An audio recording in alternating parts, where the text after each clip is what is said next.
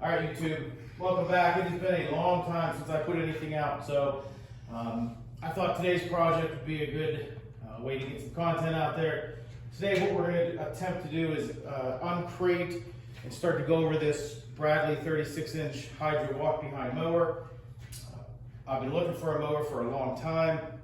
After a lot of research and everything, I've landed on this. For those of you that are unfamiliar with Bradley, they're a company based out of Bradley, Illinois, and they pretty much sell direct to consumer. They do have a handful of dealers around the US, but generally what happens is you buy directly from them, they ship it to you, and you sort of uncrate and assemble. I chose a 36-inch size. It's perfect for our yard, it's perfect for storage.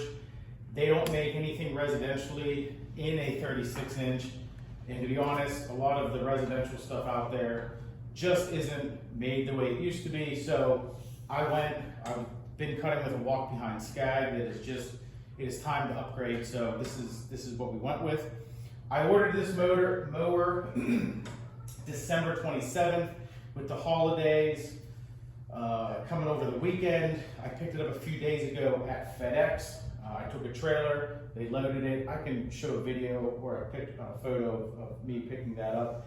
And then we brought it to my house and we offloaded it with a couple moving dollies and a floor jack. So this is where we're at. If anybody wants to know the price, they were offering a sale over the winter. And if you take a look at this receipt, I'm not, I'll show anybody the price. We got the mower. I did buy the mulch kit plus shipping, and we're at $41.95. So interesting fact, I was talking to Bradley a little bit. They said there's a dealer about 15 miles away from you. I went to the dealer. The guy was super nice. He flat out told me his price out the door was probably about $1,000 more. I still had to pay for freight to get there. I still had to pay a setup fee and PA sales tax.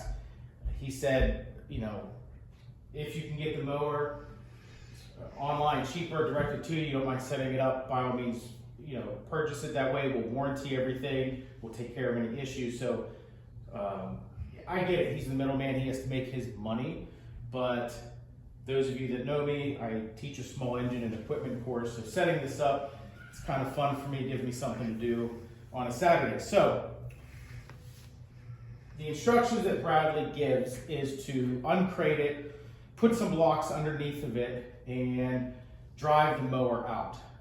I would rather push the mower out because what I want to do is I want to have it assembled, pushed out. I want to grease everything. I want to top off fluids. I want to do everything sort of outside of the crate.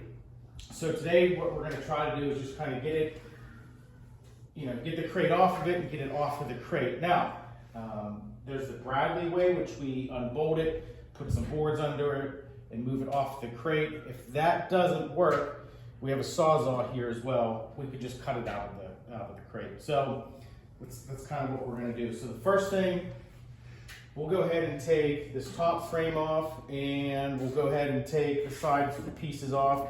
You need a 16 and a 17 millimeter wrench to do that, and then we'll go from there.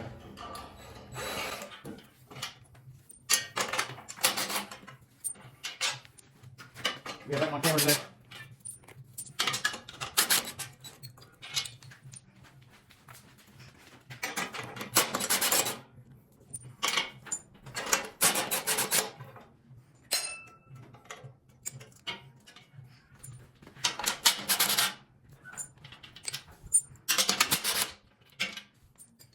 Okay, so let's go ahead and lift this off.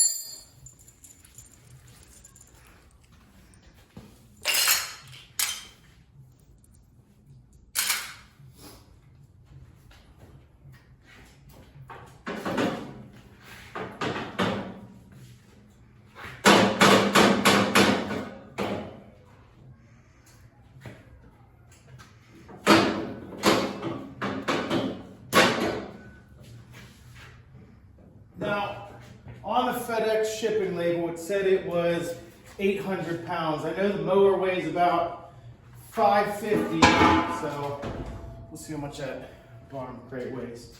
All right, next we'll take off these poles, and then we can unwrap that.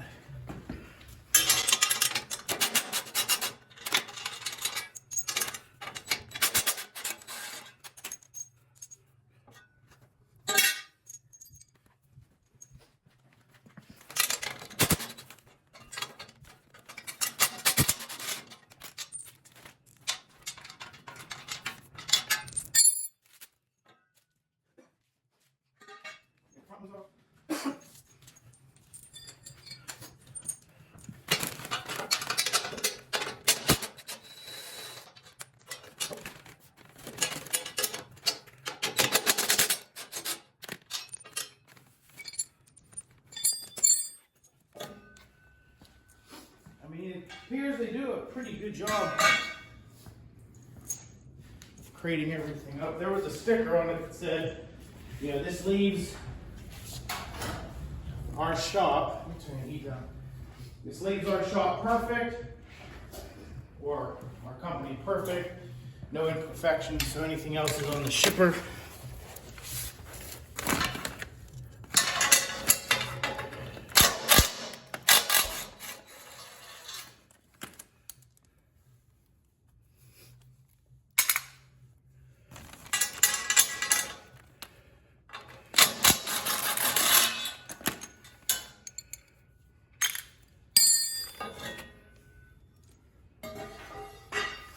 Okay, so let's go ahead and wrap everything. Do a little walk around here.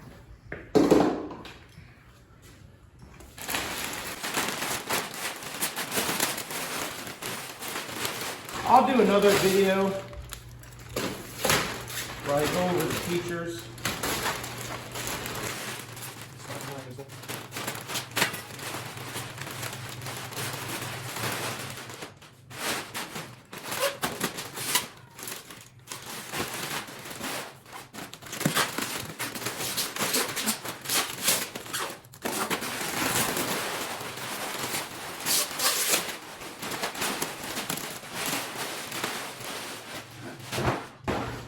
All right, so there's the mower unwrapped, 36-inch cut, Briggs CXI 2300 V-twin. This is a newer engine that they started using. They used to use the commercial turf, just a better filtration system. Interesting fact that it appears when the hydros are in neutral, so this mower is up off the crate, because we can move both transaxles. So the next thing Bradley suggests is putting the front wheels on and unbolting these two bolts in the back. So let me get some boards under it and let's kind of see where we're at. All right. So we have everything unpacked. What we're gonna do is we're gonna take care of the front casters and these arms. Now, there is hardware that comes with the wheels. Wheels came in a separate box. These bolts right here, they are the bolts that go in the front here. I originally thought they were used for securing this somehow, but these are the extra set of bolts. So you will be 4 shy in your hardware, but the other ones are right here. And these ones have a welded nut insert, and these have the lock washers and the flat washers on. And then the other set of nylon lock washers with bolts comes down through the top. So we'll go ahead and put this on. This one, from the pictures in the diagram, grease fitting goes towards the inside.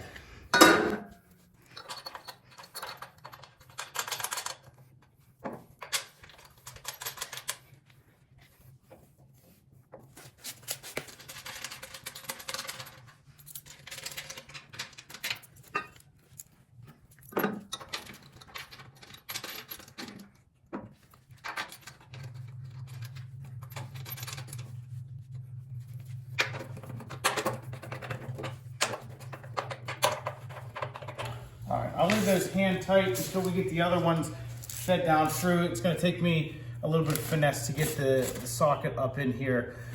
Might be a good time to use. My dad got these from the swivel extension, swivel sockets. So this comes in real handy when you're trying to feed in through things. So let me get these top bolts on and nuts, and then we'll go to the back of the mower. Okay, so here we are. I put the front wheels on. Now, I'm not even worried about setting the cutting height yet. We do that with the blade bolts and the spacers, and these spacers above and below. I'm not even gonna worry about that yet. I'll get it off the crate on the ground, and then I can adjust that later. I'll probably go right around 3 1/4, 3 1/2. We have fescue here, so we cut high. And with this being a fixed deck mower, I'm not too worried about it. If I was cutting a lot of lawns, it would kind of be a pain to be changing height. But once again, residential, 1 yard machine, I just cut it the same height. If I really need to bag low at the end of the year, I can push it, but it just takes a long time. So let's go back to the back of the mower, and then we'll just continue uncrating it and see if we can't get it on the ground. Okay, so we're at the back of the mower. Mower is attached to the base, supposedly by these 2 bolts here. You can see that the mower is in neutral. The transaxles do spin. I have 2 2x6s stacked on top of each other, and that gives me about 1 inch between the top of the 2x6 and the bottom of the tire. So we'll take these off. Let's see where we're at here. Now the front is resting. The front is resting on the frame. So we'll have to see. We might have to move some things around. And all right, so let's go ahead and get this plastic pulled off and see where we're at. Okay, so the mower is actually sitting on these 2 posts right here. They're padded to keep from scratching the frame. I pushed the mower forward and it dropped down. The mower is now in neutral. It is sitting on the 2x6s, and the tires do clear the inside of the rail. Here's the problem. If you look over here, I could force this off of here, but we would have to go up and over this one, and then up and over this one. And I don't want to do that. I don't want to get caught on something. So what we're going to do is we're just going to cut the frame right here and on the other side, and then we'll pull this out. I have the front of the mower supported with my floor jack, and so we're gonna cut the frame, pull that out, and then see where we're at. We should be able to just push it off of the 2x6s, hypothetically. So, we'll pull the Sawzall. Remember kids, wear your safety glasses.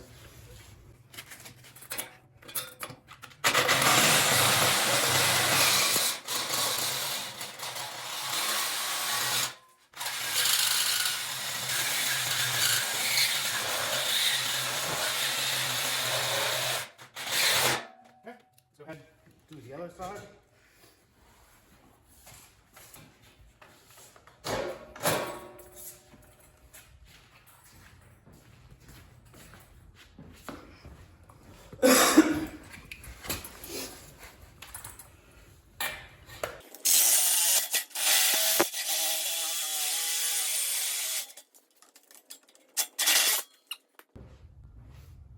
Okay, so the frame's cut. It actually makes it a lot easier.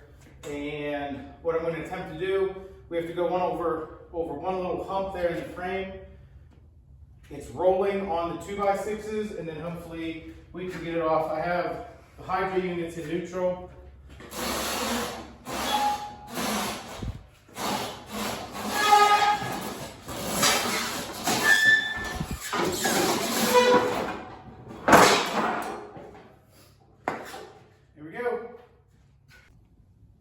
Okay, so here's the unit uncrated, assembled, and this is going to be the finish of the first video.